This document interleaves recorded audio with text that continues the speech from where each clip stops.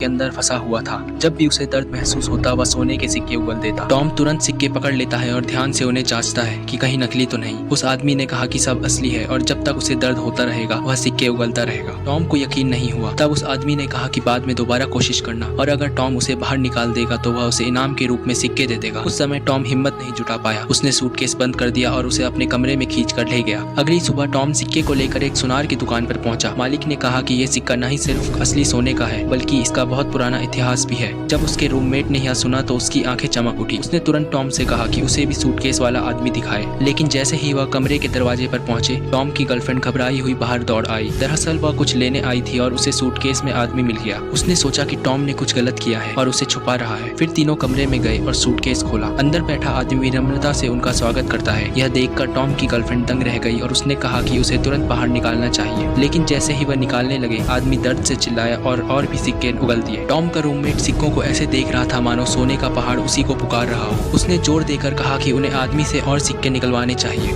लेकिन टॉम ने एक दिल था, उसने मना कर दिया क्योंकि इसका मतलब था कि उनकी खुशी किसी और की पीड़ा पर बनी होगी। पर उसका रूममेट नहीं माना। उसने सूटकेस उठाया और बाहर घसीटते हुए दरवाजे से नीचे गिरा दिया। अचानक जमीन पर ढेर सारे सिक्के बिखर गए। टॉम की गर्लफ्रेंड हैरान रह गई। एक सिक्का ही एक महंगा बैग खरीदने के लिए काफी था। टॉम मजबूरी में मान गया और बोला कि उनके पास इस आदमी को छोड़ने के लिए सिर्फ 48 घंटे हैं। तीनों ने फिर उससे अधिक सिक्के निकलवाने के लिए हर तरह का दर्द दिया और बदले में बहुत पैसा कमाया ताकि उन्हें अब जिंदगी भर पैसों की चिंता न करनी पड़े। शुरुआत में तो वे केवल आदमी की मदद करना चाहते थे, लेकिन अब वे चाहते थे कि जितना हो सके उतना कष्ट सहे। आदमी लगातार पीड़ा में चिल्लाता रहा और सिक्कों के ढेर लगते गए, लेकिन उनका लालच शांत नहीं हुआ। तब उन्होंने फैसला किया कि उसे अगली बार बिजली के झटके दिए जाएंगे।